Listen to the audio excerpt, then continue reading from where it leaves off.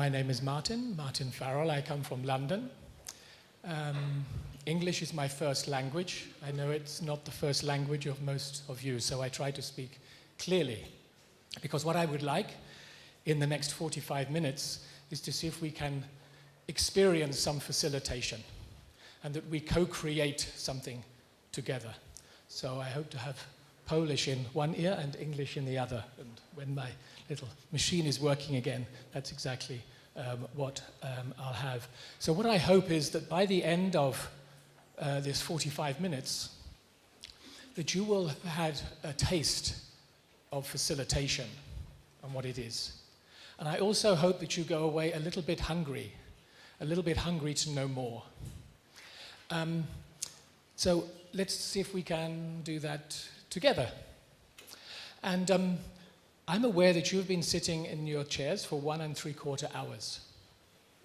And in a moment, not yet, in a moment, wait, I invite you to stand and stretch and do whatever you need to do in order to be able to concentrate and pay attention for the next 45 minutes. But that does not include leaving the room. Unless there is an emergency, personal or otherwise, please do not leave the room. Stay here for 45 minutes. And when I invite you to stand, when you hear this sound. And when you hear that, you please stand and stretch, and I will be doing some stretching, so you like to follow me, or maybe you do it yourself. And then when you hear it again, then I invite you to sit down, and then I'll continue with the presentation. Is that okay? Please don't leave the room.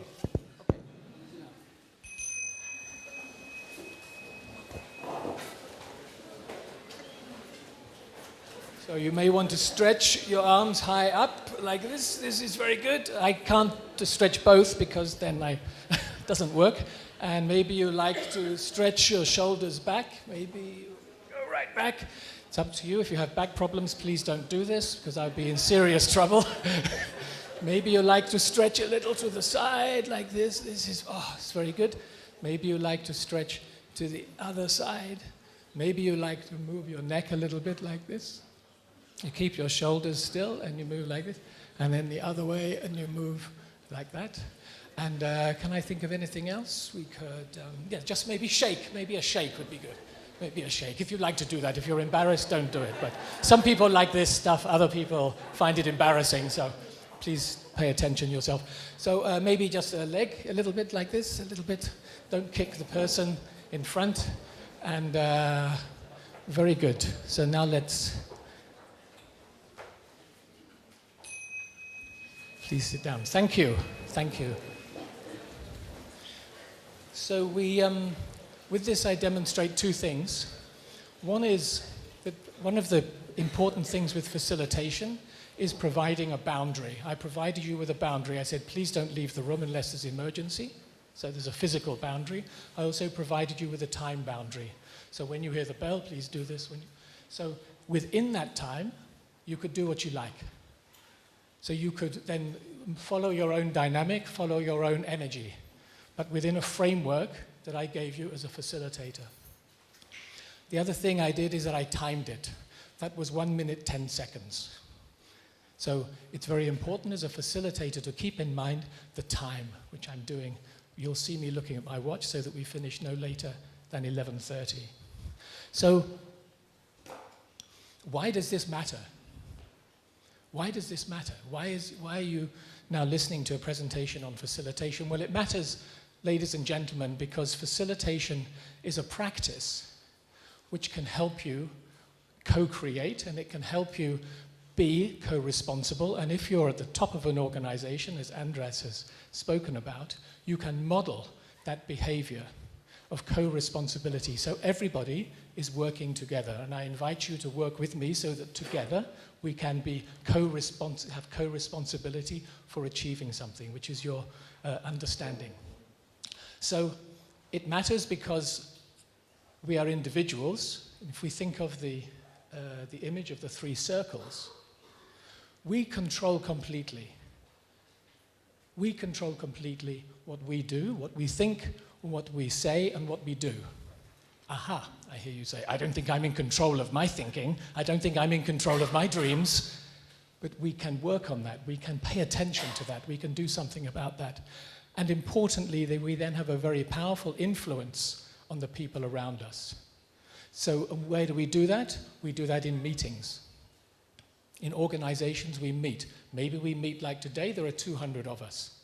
Maybe you meet in your teams, there are 6 of you. Maybe there are 20 of you. Maybe it's a project startup meeting. Maybe it's a the executive director's senior meeting. We meet. When we were cavemen and cavewomen, we also met. We met in the cave and we went out hunting and we lived in community. And now we live in community, but in the 21st century. We have greater intelligence, but we also have greater challenge. We have greater intelligence, we also have greater difficulty, and we also have tools at our disposal to be able to help us meet together well and to be effective in our businesses. So the title of this presentation is as a tool. Facilitation is a tool. I brought a tool with me. Here it is. This is my Swiss Army knife. This is a small one. Up here you have a big one. So facilitation is a tool. Yes, indeed, it's a tool. And in this single tool, you will see many things. You will see a knife there. You can cut through complexity and confusion with facilitation. You can see to the core of things. You see on the far side, there is a little magnifying glass. It helps you achieve insight. And with those complex situations that we've heard about from my previous 2 colleague speakers, if you're working with complexity, you need insight to be able to make it simple. You can see some things there which help you connect. So with facilitation, you can connect people. You can connect from one to the other. You can get into things with a bottle opener. And what do you get into? When you work with people, you can get inside here. What is in here? There is wisdom, there is richness, there is magnificence.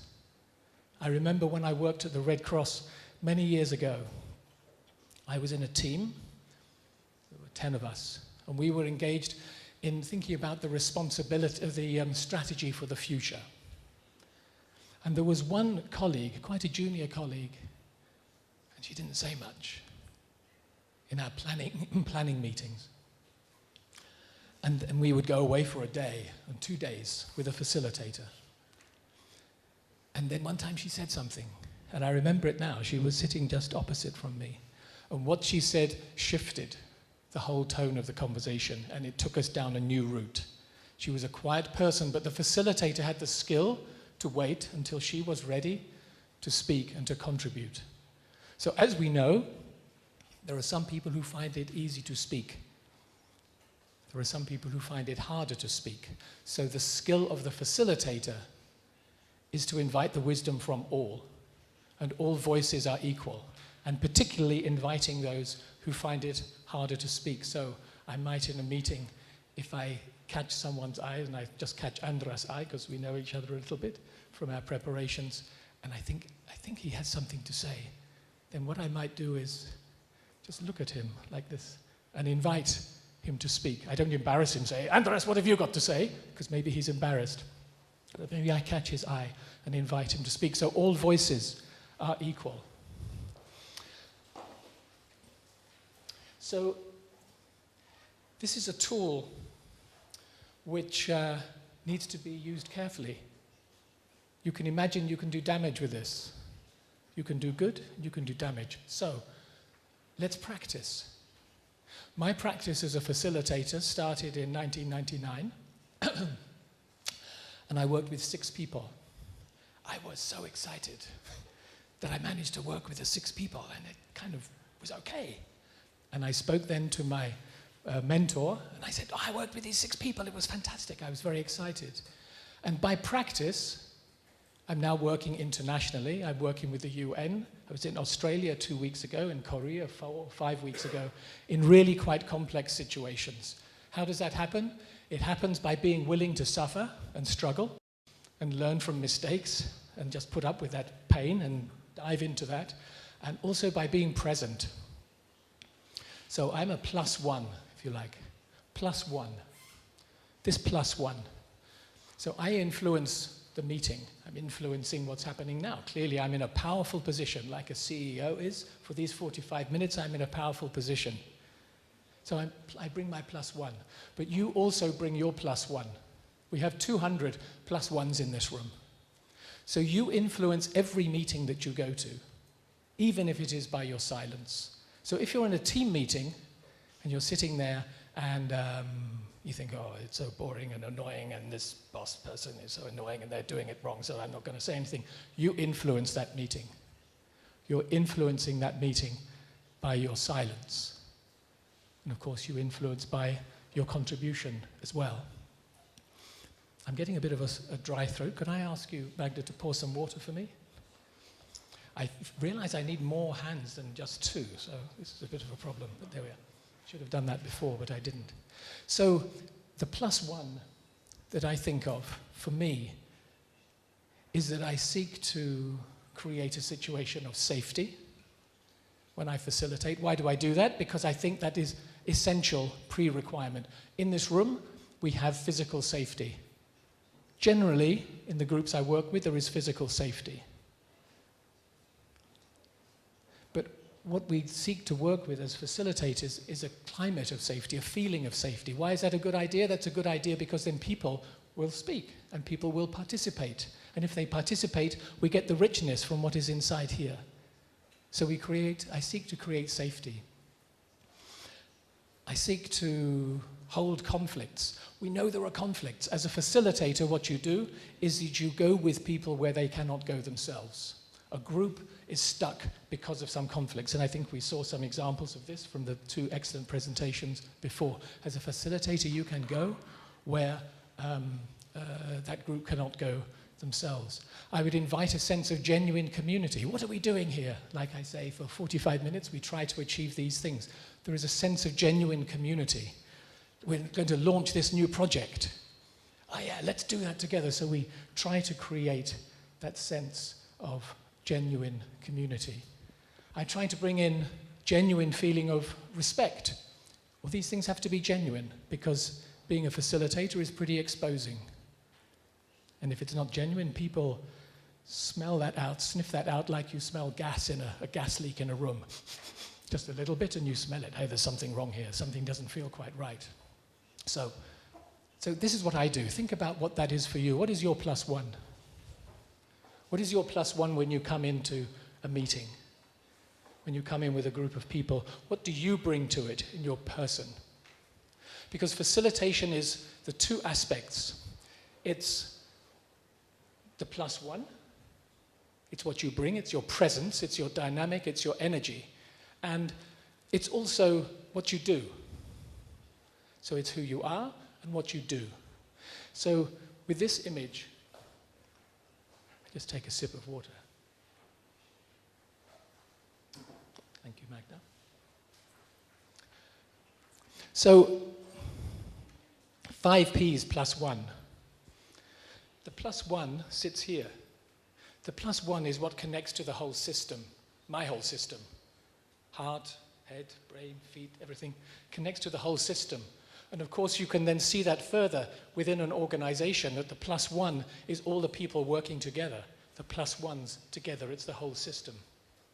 And in thinking about when you're going to meet together, to try to be co-responsible, to try to co-create something, to try to collaborate, cooperate, however you would describe it, you may want to think is, what is the purpose? Where do we want to be at the end of this time? That is the number 1 thing, which is why it's the thumb here. Purpose. What are the practicalities? How can we organize a venue? How can we invite people into the room? How can we plan and prepare to bring them into the room in a way that is going to serve that purpose? The program, the agenda. Make sure that everything that you do, in one way or another, directly or indirectly, serves that purpose, serves the purpose that you've articulated. And you've articulated it in the form of by the end of this meeting, we will have this, this, and this. For example, I give a personal example. A group of friends meet in a cafe and they want to go on holiday next year. They decided, there's 6 of them, they want to go on holiday next year. and they say, well, by the end of this time together, yeah, we'll have talked about where we want to go on holiday. I don't mean that. That's not a statement of purpose. A statement of purpose would be that by the end of this coffee meeting, we will have 3 suggestions of holiday venues that all of us are happy enough with. So it's more specific. And I'd invite you to consider the possibility at your next meeting, saying we will establish a purpose which is specific, and challenge yourself with that purpose, with getting that discipline in place.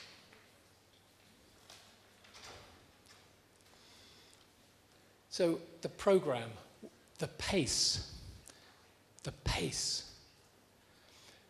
We heard about, what was it? On the skin, outside the skin and inside the skin. So you may say what's on the table and what's under the table.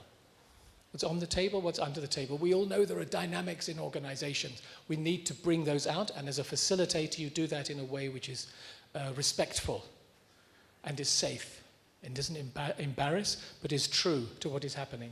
So what is the pace when you're planning and thinking about how you're going to work together? Honor those 2 sides, the external, the visible, but also the internal. Also be thinking about, well, what next steps? Planning next steps. I'm very interested to know what will happen after this meeting. Planning next steps. What will come after this meeting? So what will happen next?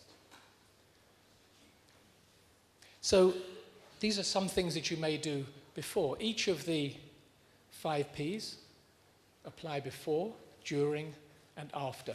The purpose, the practicalities, the program, the pace, the dynamic, and also planning next steps. So if we come to during, each meeting is different. Each time a group of people come together to try to work together is different. It's like the surfer. This surfer is very experienced. They've surfed many times. I don't know what you see. I think he is about to fall off, but maybe not. This wave is different. For me, this wave is different. If there was another conference that Chef needs to put on this time next week with another room of 200 people, it would be different. So we have to be in the moment. Let's be in the moment and honor what that moment is so that we can react to that moment. As people arrive in a room, this is an example of practicality during. Wouldn't it be wonderful if that room said to people, you matter? As you walk in the room, people think, wow, I matter. Therefore, this subject matters. So take care with just the number of chairs. Make sure there's a chair for everybody. This is obvious, but how often does that happen? Often it doesn't. People are looking around for a chair. Clear up empty coffee cups. I remember a time in London some years ago, we had a meeting. It was in a basement in a university. There had been students the night before. It was a mess. So we spent time just making the space welcoming. We went to buy some flowers and bought some flowers. This invites participation and invites co-responsibility. And it's 11:05. As you thinking about the pace during a meeting, maybe you keep this in mind. No one speaks twice until everybody has spoken once.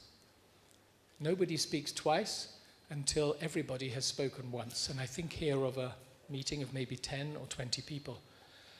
Everybody should open their mouths and say something, so everybody arrives. Otherwise, you're somehow condoning and supporting the fact that some people are more comfortable to speak than others. So have this in mind. And at the beginning, just invite everybody to check in. Let's all arrive. How is it you? What's gone on for you recently? Oh, well, you know, I went for a walk with my friend yesterday in the sun. It was very nice. Invite people to check in so that everybody is fully participating and fully there. During a meeting, you may wish to give time checks. I've been speaking, we're about halfway through our session right now. We have another 25 minutes. So give time checks. I think that gives, as a participant, that gives me a sense of comfort that I can let go because the facilitator is taking care of the time. So give time checks is something else that one can do. Oh yes, latecomers. I was very impressed this morning. I think we started pretty well on time, and I think you were all here. Maybe this is something very special about Poland, I don't know. Maybe it's just lucky. Maybe it's because you won the football, I don't know, something like this. When latecomers come in, I suggest you welcome them. Thank you, please, we have a chair for you. Thank you. We'll tell you in a moment, we'll catch you up in a moment. In a moment, we tell you the things that you've missed. So you invite people in so that they can then start participating because they feel bad, or maybe they missed the train, or maybe they had an argument with their partner, or maybe their kids were late to school or something. But invite them in so that they can participate, and that's what you're looking for. You're looking for participation. And in the meeting, be thinking about the purpose that you've stated, and then be thinking about what happens. Our plans that we've already put in place, do they still apply? Let's check what's going to be happening afterwards. Because after is the most sensitive and difficult time. In a moment, I'm going to ask Magna if you play the video, because after is a little bit like a wave, like this wave. I think you have to press the button on there, on the bottom there should be. Yeah, here we go. So this is a wave in Australia, very much like a wave anywhere else, I guess, where I was a few weeks ago at a conference and visiting relatives. So what happens with a wave? What happens is that the energy builds up. You prepare for a meeting. You prepare for a time when you're going to work together. And then when the wave breaks, the meeting, that's today. We're here today for a matter of 8 hours maybe. And chaotic things can happen that time. It happens very quickly. You must take care. But of course, when the wave has broken, it doesn't go on forever. It just goes on for a few days or a few weeks. So what do you do during that time? If you're being co-responsible, you will, at that point, gather together the things that you've agreed to do so that you can honor your commitments, so that by the time the wave, that flow has completed, that you can then come to the next discussion with your colleagues. Because, of course, as we know, there are many waves and there are many meetings. There in life, there is taxes, poverty, and meetings. And so let's see if we do them well. I'd like you in a few moments, just for a few moments, to be thinking about a time when you collaborated and worked together with people well. And we're going to ask you to, if I could just show, and then this will just be 3 or 4 minutes, whatever first comes to mind, and just write whatever is the heart of that on this sheet of paper, which is now coming round to you. Just one idea, one thing. In Polish is fine, of course it is. What was at the heart of that? What is the thing, the first word that comes to mind when you think of the time when you best collaborated? It may have been in a meeting, it may have been at some project, something that really worked, where you felt that you were really part of a team that was working well together. I invite you just to spend a few moments now, maybe talking to the person next to you, and then just write down that one word, and then to pass them to the end of the line. And then later on we're going to collect them together, and we'll see if there is any emerging themes from that. I'd be very glad if you would assist me by thinking now of your own experience. I've offered a little bit of mine, but something of your own experience of when you have collaborated well, when you've worked together well, when you've co-created something, and then write it down. And I'm going to set the timer going. Thank you. And please feel free to speak to the person next to you. And if you don't know them, then say hello.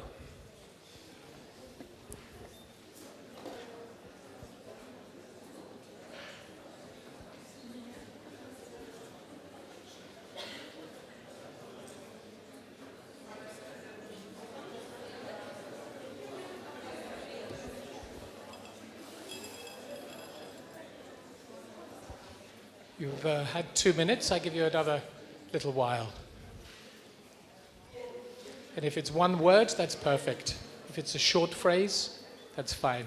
If you can't think of anything, don't worry. Relax.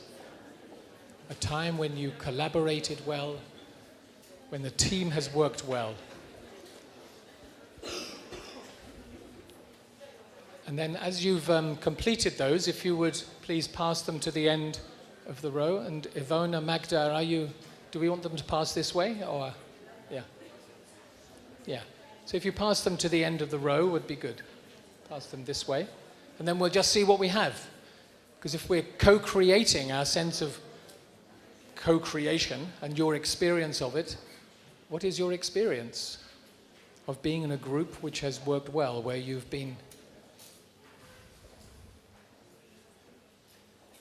felt fully part of it?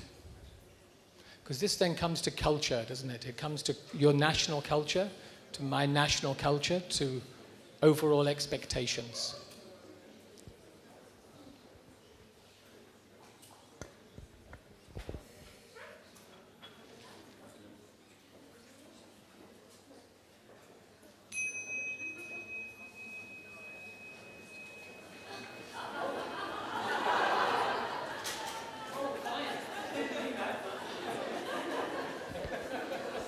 Oh, fine, please stand up. Was Pavlov? Oh, wonderful, wonderful. Yes, well, stretch a little bit more if you like. This is not what I meant. So this is a wonderful example of being alive to the moment, because I rang the bell in order to invite your attention so that we continue with the session, but now you've all stood up. And I don't know what to do next. What would you like to do next? Would you like to stay standing up? Would you like to move around? A bit of stretching? Okay, would you like to lead a little bit of stretching? Yes, okay. Follow this gentleman here if you like to do stretching. Yes, yes, we would do this. If you like stretching, if not, you stay sitting down if you think it's all a bit silly. Anything else? Now he's moving his head. Oh, very good. Very good. Yeah, any more stretching? This is very funny. Yeah, is that good? Enough stretching? We only have another 15 minutes, ladies and gentlemen, and then you get coffee. Okay? So,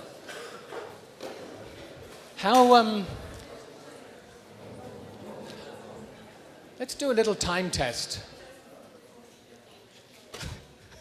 Let's do a time test. From when I asked you to think about something, a situation in which you had collaborated well, up till now, how long was that?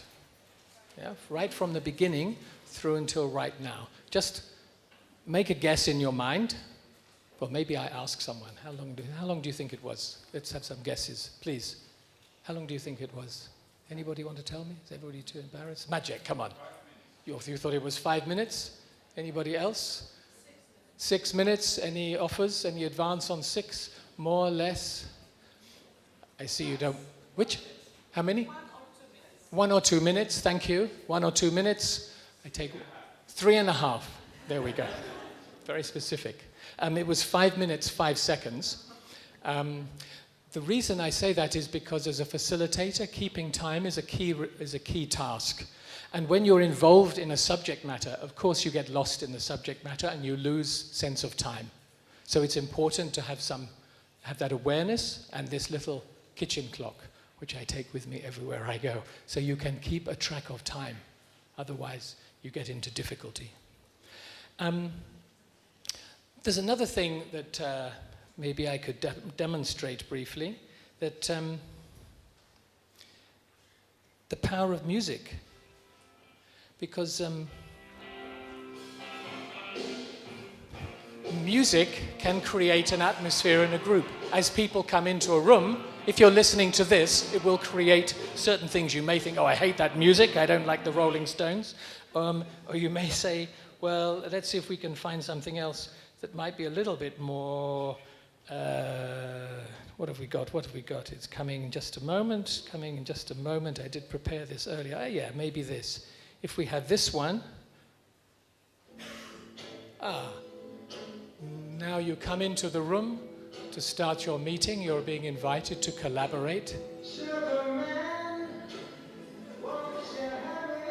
And you hear this one. Or maybe you hear... Don't worry, I don't go through my entire list of music.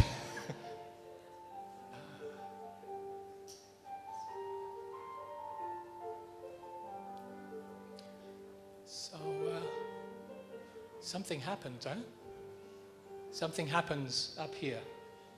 So just note the difference in your reaction. I note the difference in my reaction to the music. And think about, as a facilitator, how you can play with that. I just leave it in the background a little bit. Also, as a facilitator, I just offer, there are so many techniques, there are so many things you can do. Facilitation is not a set of instructions. It's more a set of competencies that you can practice and develop. And the International Association of Facilitators has a database of hundreds and hundreds of methods. So I just give you a little sample of some. And one that you may think, this is a talking stick. I actually made this when I was 12 years old. And in groups sometimes use it. If you want to slow down the pace of the discussion, just say, when you have the stick, then you speak. When you have the stick, you speak. People then listen. And people are also more thoughtful. You may invite people to play a little bit. I don't have 3 hands, so I just have to. These are little colored balls. So I bring those as an example of the things that you may bring. Invite people actually to be creative in the way that they work together and bring a range of materials like that. I'll show you a photograph in a moment. So why does this matter? This matters because this is our brain. This is our brain. And we work together in groups, and we can be responsible together. And we can all sit together and work together and connect. So imagine each of us sitting at this. This was in a meditation retreat that I went to in France. So people sit together and communicate. So think of your participation in that, and think of also the global. You're being part of a global drama. Because each of these bits of light are people meeting together. You have a choice, I have a choice, about the level of co-responsibility that you exercise, about how you make your next meeting, about what you do in that next meeting. And it has global implications. The International Association of Facilitators, of which I was regional director for 3 years, until December, has 1,500 members worldwide, and has a certification of facilitation. It's called CPF, the Certified Professional Facilitator. And there are some of those facilitators here in Poland. These are people who have practiced a lot and have been judged by their peers to be able to work well with groups. I won't now go through the list of the competencies, but they're really quite stringent competencies. So in your next meeting, where you are practicing co-responsibility, I invite you to think about the part that you're playing in the global drama that we are all part of.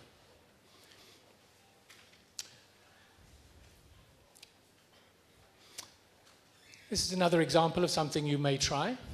In a meeting, this was a meeting in Korea 5 weeks ago, where it was quite a group that was really struggling. There were nearly 100 people. It was an international organization. And I thought they needed to reflect on the past. They really needed to reflect on the journey they'd been on. So I thought about how can I get people to do that, because maybe they would be embarrassed to say. So I said, please pick a picture, choose a picture. There were many, many, many photographs, lovely photographs. And pick one which says something about what it was like on your first day in this organization. And then I invited them to meet together and to talk, and this is what this young man is doing. Then I said, now pick a picture which speaks to what it's like today. What is your experience today? This is trying to get things from underneath the table onto the table. And then we co-created. We co-created some images.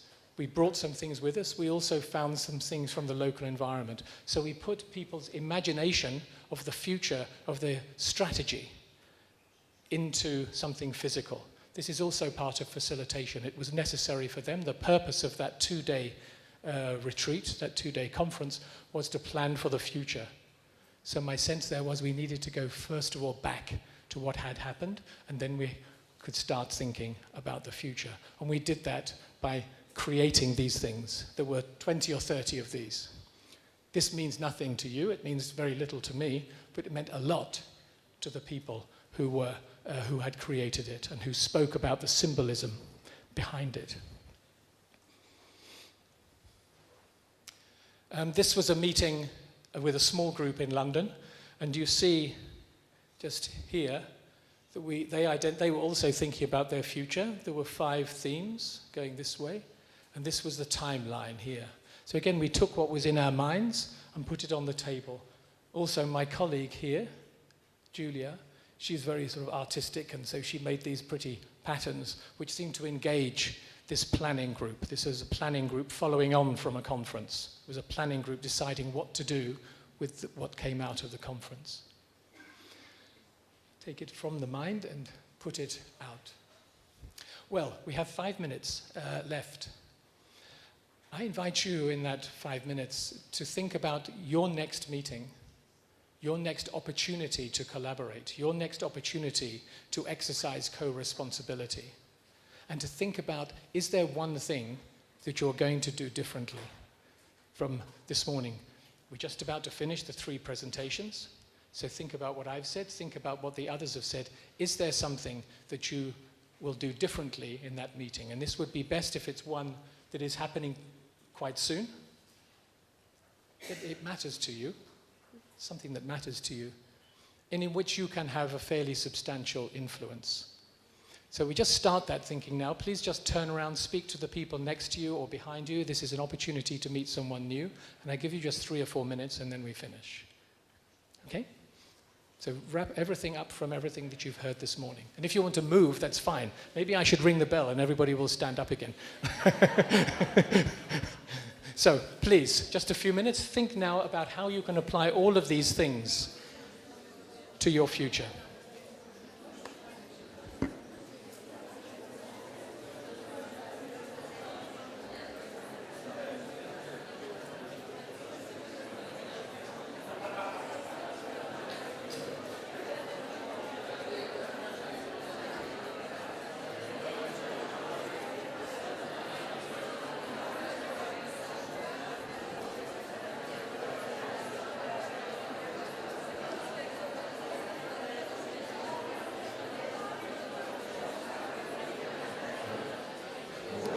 So,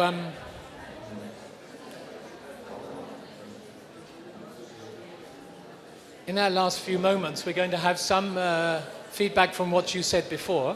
But before we...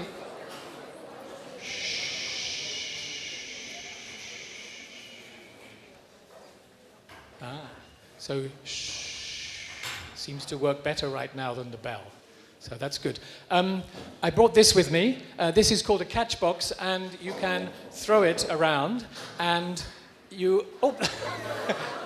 And it doesn't harm anybody. Please pick it up, and I'll describe what it is. It's a way of engaging an audience this size. It's a microphone. We're not going to use it right now, but you speak exactly, sir.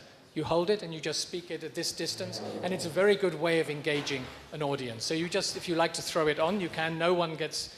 Throw it, just so people can get an experience of what it's like catching a thing. There we are. Exactly. So you laugh, and then you can... I've seen this work in an audience of 400 or 500 people.